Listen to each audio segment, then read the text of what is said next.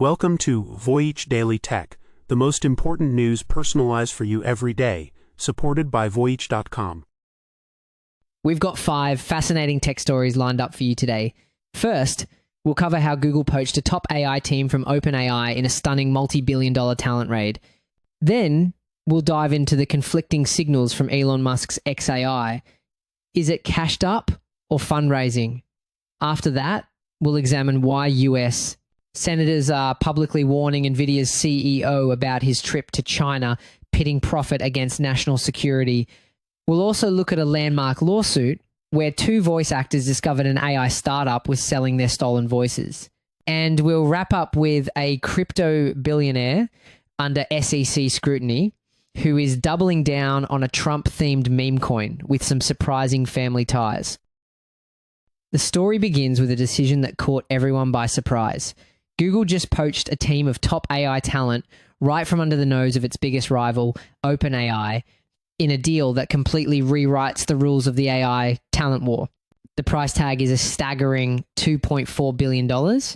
What really brought this to a head was the next development. That talent from the AI coding startup Windsurf was reportedly in the final stages of being acquired by OpenAI for an even bigger $3 billion. The exclusivity period expired and Google swooped in. This isn't a normal acquisition. Google isn't buying Windsurf.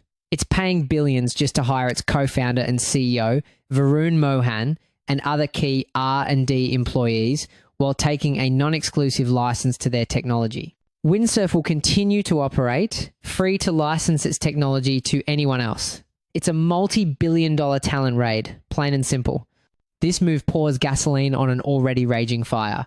Meta recently made a deal valued at $14.3 billion to bring in the founder of xAI to lead its AI strategy.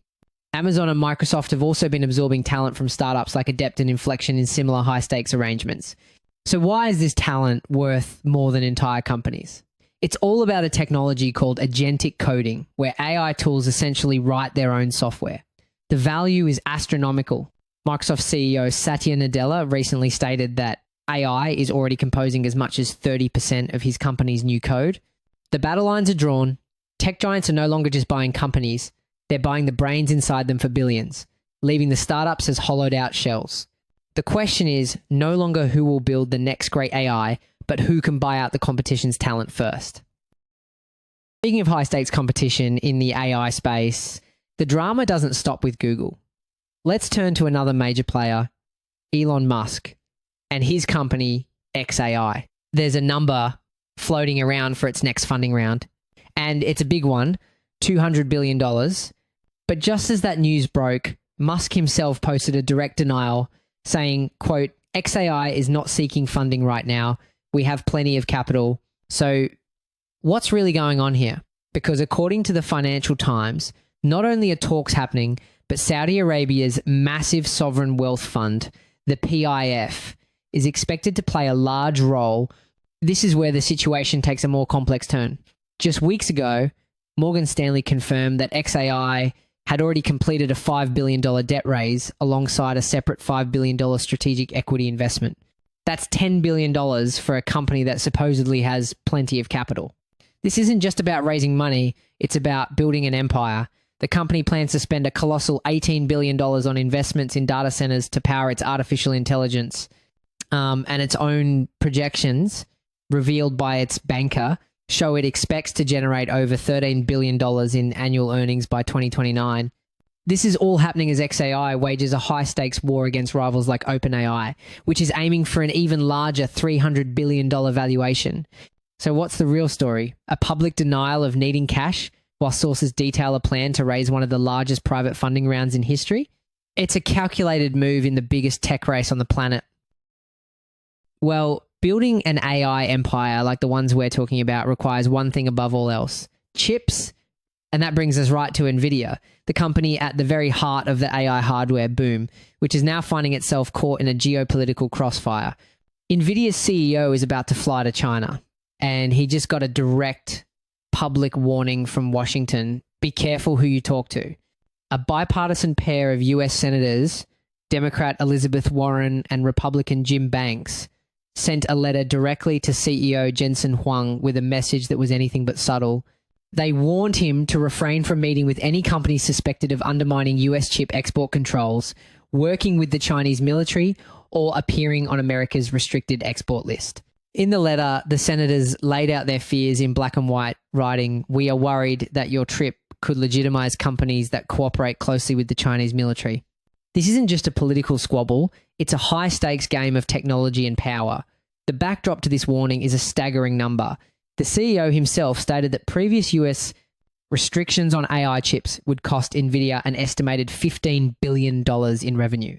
That's the kind of money that makes a company look for creative solutions. And it seems Nvidia has one. While Washington tightens its grip, reports indicate Nvidia is planning to launch a cheaper, export-compliant version of its flagship Blackwell AI chips, specifically for the Chinese market. This move is happening as senators are also raising red flags about Nvidia's new research facility in Shanghai, worried it could directly support China's own chip industry. Nvidia's defense is that American wins when its technology sets the global standard, arguing that keeping China reliant on the US tech stack is a strategic victory. But lawmakers see a different reality, fearing that any advanced AI hardware could accelerate the PRC's effort to modernize its military. This decision brings both massive potential revenue for Nvidia and comes with inherent national security risks for the US. In this global chess match between corporate profit and national security, it's anyone's guess whose move is next. We've been talking about the massive scale of AI with billions of dollars, the geopolitics. But the real-world impact of this technology is hitting people in very personal, almost surreal ways. Take the case of two voice actors. One of them, Paul Sky Lerman, was driving in his car listening to a podcast about the dangers of artificial intelligence. Suddenly, an AI chatbot starts speaking, and it's using his voice. He and his partner, Linear Sage, had to pull over, shocked. The irony was staggering. His own voice was being used by an AI to discuss the potential destruction of his industry. So the thing is, the couple had separately taken freelance gigs through Fiverr from an anonymous client working for the AI startup Lovo. Lerman was paid just $1,200. Sage, only $800. They were given explicit promises. The recordings were for academic research purposes and would not be disclosed externally. But months later, they discovered their vocal clones, renamed Kyle Snow and Sally Coleman, were being sold to paid subscribers on Lovo's text-to-speech platform. Sage's voice was found in a fundraising video, and Lerman's was used in an ad on the company's own YouTube page. Now, a lawsuit they filed against Lovo is officially moving forward. A federal judge in New York just rejected the company's attempt to have the case dismissed, allowing claims of breach of contract and deceptive business practices to proceed. The artist's attorney is calling the decision a spectacular victory, expressing confidence that a jury will hold big tech accountable. This case is being watched closely as a potential landmark battle, pitting creators against the AI companies using their work. Lovo eventually removed the voices, claiming they weren't popular on the platform. But the legal fight is on, raising a critical question for the future. In the age of AI, who really owns your voice? From a legal battle over digital identity, we now shift to another area where tech and regulation are colliding head-on, the wild world of cryptocurrency and politics. A crypto billionaire, while actively working to resolve a civil fraud case with the SEC, just announced he's doubling down on a political meme coin with a massive $100 million bet. Tron founder Justin Sun is buying another $100 million of the dollar Trump token, bringing his total known holdings of digital assets tied to Donald Trump to $200 million. His public declaration was a direct shot. Dollar Trump on Tron is the currency of #MAGA. But the story isn't just the bet, it's the machine behind it. The dollar Trump token is a financial whirlwind. After launching, its market cap skyrocketed to $15 billion on day one before crashing sharply. That volatility, however, is generating a fortune. Between January and April alone, the token's code automatically routed over $324 million in trading fees directly to wallets tied to its creators. And the connections don't stop with the token itself. Sun is moving to enter US public markets through a reverse merger with a toy supplier. The deal is backed by Dominari Securities, an investment bank whose parent company has direct ties to the Trump family. Earlier this year, Donald Trump Jr. and Eric Trump joined Dominari Holdings' advisory board. This entire ecosystem is now in the crosshairs of regulators. Senate Democrats have introduced the End Crypto Corruption Act, a bill intended to prohibit elected officials from issuing or endorsing digital assets, with a crypto tycoon under SEC scrutiny, a political family's name driving a multi-million-dollar fee machine, and a public merger in the works. This high-stakes collision of crypto, finance, and politics is just getting started.